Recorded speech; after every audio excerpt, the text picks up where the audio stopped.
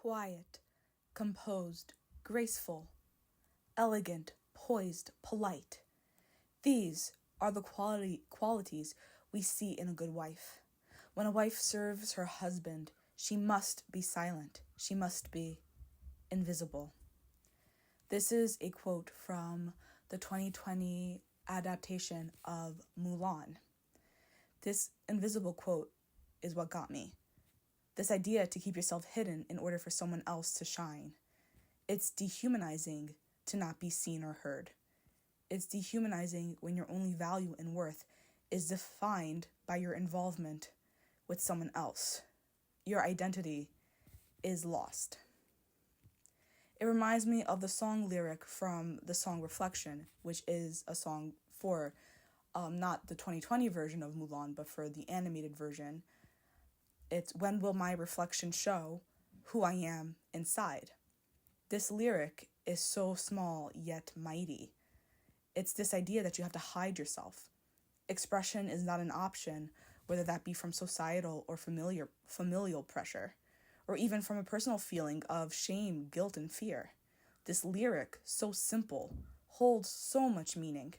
When will the person I am on the inside, my inner wisdom, truth, feelings, get to be seen by others? When will there not be a disconnect?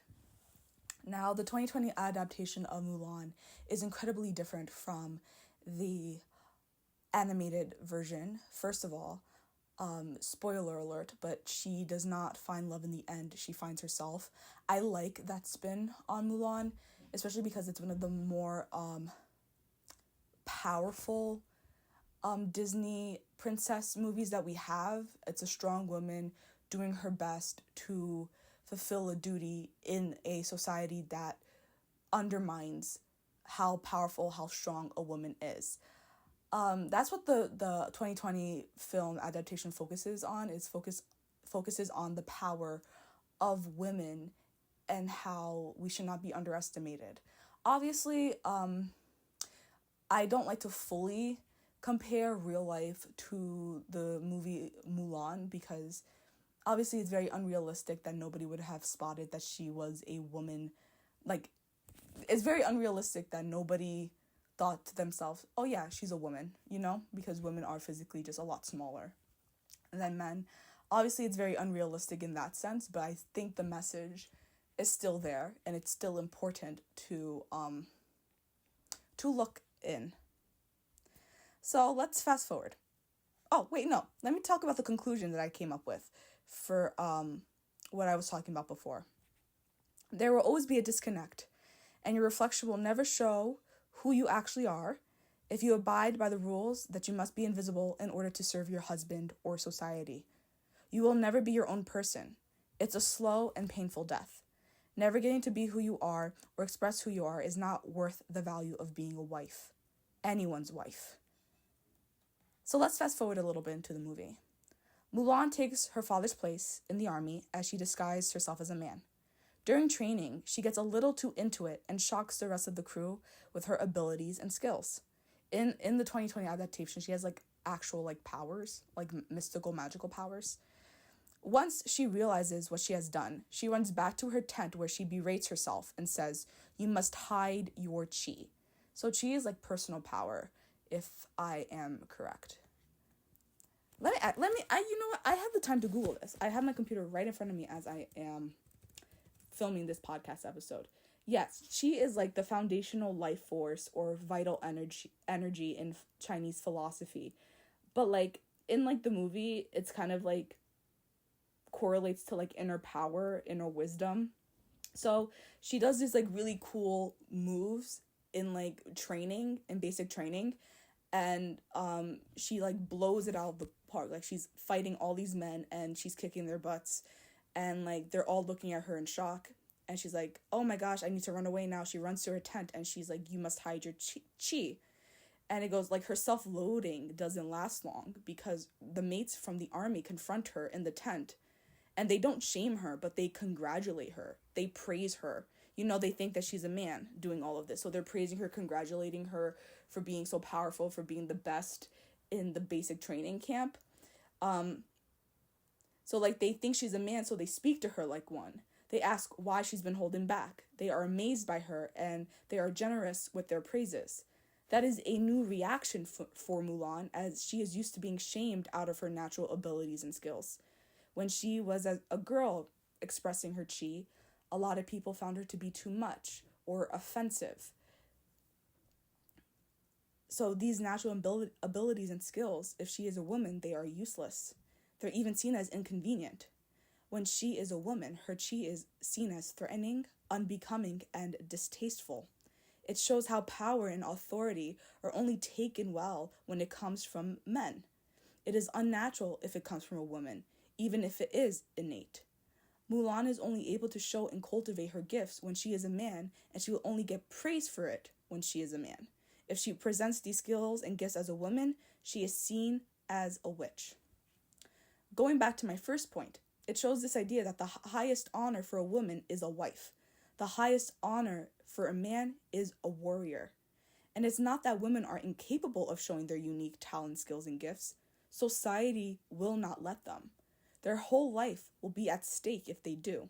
If you are a strong woman, or a smart woman, or an opinionated woman, you must be a witch, or demonic, or something extraterrestrial.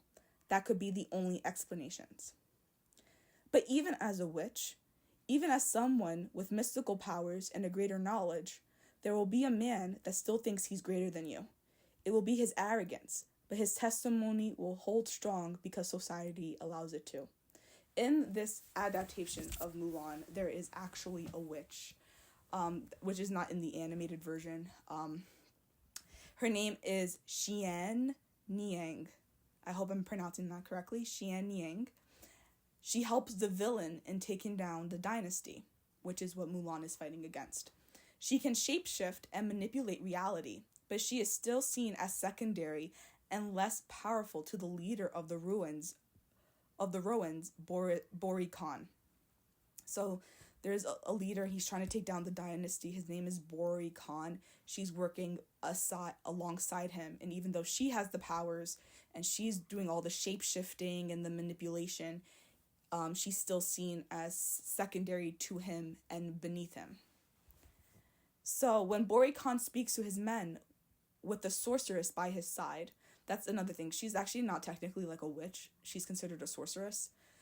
Anyhow, when Bori Khan speaks to his men with the sorceress by his side, the men question if they could trust her. To ease their concerns, Bori Khan says, "The witch serves me, therefore she serves us all. She knows who her master is."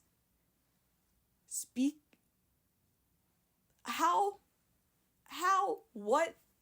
I'm going to repeat that quote, because when I heard that quote, I was like, this is insane. He goes and he tells his men, "The witch serves me, therefore she serves us all. She knows who her master is." He's talking about a witch with mystical, magical powers. And just because she's a woman, she's still secondary to him, a mere mortal man. Imagine that. Imagine being a great, powerful, extraterrestrial being. You're able to shapeshift and manipulate your reality, physical reality. And you got this man being like, I'm still above you, just because I got a little dingly-ding between my legs. That's crazy, bro. That's crazy. And when I heard that, I almost threw a rock at the TV. Now, I want to make it clear that obviously this Mulan version is very mystical, it's magical, it's fantastical, and it's not truly based in reality, but I think the messaging is still there, and we could apply it to the realities of the world. It's not a, big secret that a lot of times throughout history, a woman's light is dimmed because she is not meant to be her own person. She is meant to be a wife or a mother. She's meant to be something for somebody else, but nothing for herself. And it's not until recently that we've been having women in science, women in math, women in medicine, women in the arts really taking over. It's very, actually, in recent history. This is not something that has been for centuries. This is decades. This is decades of progress, not centuries of it. it reminds me of this other show I was watching. It's called School Spirits, and during the second season you learn about this woman named Janet. I think, is it Janet or Janice? Let me see. Janet, School Spirits. I have my computer out, I can look it up. It's Janet. So Janet, she dies in the 60s or 50s or 60s. She's somewhere in that time, and she is a bright, brilliant young girl, okay? She's so bright, she is so brilliant, and she's on her way. She has a mind and a brain for science. Her father is irate at the idea of her going to school and becoming a scientist. He is irate with this idea of this woman trying to be something in the science field, trying to come up with new discoveries and new inventions. He wants her to be a wife, a mother. That's what God intends. That's a favorite that they like to use to put down women. God intends for women to serve men and whatever, yada, yada, yada, all that BS. And oh my God, it just bothers me just thinking about it, to the point where he gets so angry at her for even wanting to divert paths that he beats her sometimes for even showing up with a pamphlet for college or something that shows any interest outside of being a wife and a mother.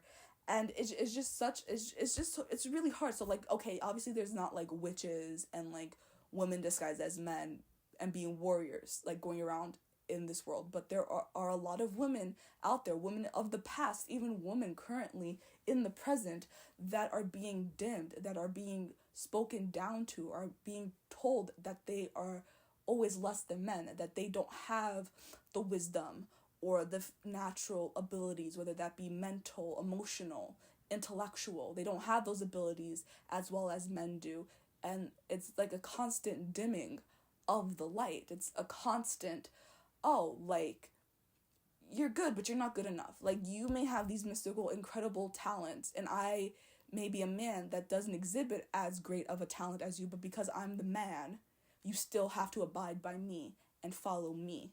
And I've seen that a lot in my real life, where these men are actually a lot less intelligent than their counterparts, than their wives. Their wives are more hardworking than these men. These men are less emotionally stable than these women. I have a lot of women. I have stories upon stories upon stories of women taking on more of the responsibilities, even not just household responsibilities, but financial responsibilities, holding down the fort mentally, emotionally, physically, while these men scrape by. But because they're the man, they still think that they're above these women who are working harder than them, who are taking on more responsibilities than them. It's just this entitlement of, I'm a man, therefore I'm always better, no matter how little or how much I do. No matter how little or how much you do as a woman. It's like, I'm a man, so I'm always going to be on top. And it's like, no, get a grip. Get a grip. You're not facing reality. This woman is pulling more weight than you. And you sit around thinking that just because you're a man makes you better, makes you greater, makes you more respected. It's BS. And let me tell you, when that Bori Khan man said that, I almost wanted to punch him. I almost wanted to punch him. Because, like, women are so great and so capable of so many things. So great, so capable. They're so intelligent, they're so motivated, they're so skilled, they're so talented. And I don't want to live in a world anymore where we're constantly dimming that light. And I'm seeing this on social media of women not wanting to reach their full maximum potential because this life is hard. Yeah, you're right. The economy is not that great. It's hard. Stability is hard to maintain in this country. Maybe even the gosh darn world. Stability and security is hard to maintain. It is hard building a life for yourself. Like, I'm not here to take away that fact. It is hard. That's objectively true. It is hard. There's hardships of building a life for yourself, reaching your full potential. But it's worth it, because you don't want to be under somebody for the rest of your life. You're your own human being. You deserve to be who you are. You deserve to be seen as an individual. Men get to have that naturally. Women have to fight tooth and nail to be seen as an individual human being. And even then, we don't get the respect that we deserve. And it's just this idea. I'm seeing so many women want to give up, just want to be a wife and a mother. And that's like, fine. If that's what you want, fine. But stay-at-home girlfriend? Are you kidding me? That's your whole identity, is being a stay-at-home girlfriend? You don't even have the commitment of being a wife. You don't even have his child. You're just chilling at home being a girlfriend. Make a life for yourself. It's not I'm not saying it's easy. It's not going to happen overnight. It's not going to happen 1, 2, 3. You're going to have failures. You're going to have setbacks. But they all build character. And it makes you more human. It's okay to try to reach potential. It's okay to have some hardships and have some burdens in life. Your life is not made to be easy. And let me tell you something. Being a stay-at-home mom is not easy. Being a housewife is not easy. Everything comes with its hardships. Everything comes with its problems. You are never going to leave this life never having to face an adversity. That is just impossible. You are going to face something that is difficult. And you trying to hide from that fact by being like, well, I don't want to work, or I don't want to get this college degree. I don't want to reach any type of potential. I just want to be a wife. I just want to be a girlfriend. I just want to be loved by a man. Okay, you know what? I try like not to be rude. I try not to be condescending. I try not to be judgmental, but it's so hurtful because we are now at the time where we're taking the rights that women fought so hard for granted. You know, it's like good times. I forget that quote. It's like hard times make people fight, and then good times make people like soft again and take everything for granted. I forget the verbatim like quote. But like it's just so frustrating. And like I said, it's not easy. Like I've made mistakes. Like trying to reach my full potential has not been an easy road. It's been enduring. It's been hard. I have cried many tears. I have failed so many times. I have fallen on my face more than you can ever imagine. But I'm still gonna get up because fighting for my personhood, fighting for my individuality means something to me. Looking at myself in the mirror and seeing that I am more than just my relationships to other people is something that means something to me. It grounds me into reality. It grounds me into this earth. Women worked so hard for me to have the opportunities that I can have today, and I'm not taking that for granted, and I don't think you should either. If you have not watched 2020 version of Mulan, I would highly recommend. And reach your full potential, ladies. I'm rooting for you. Goodbye.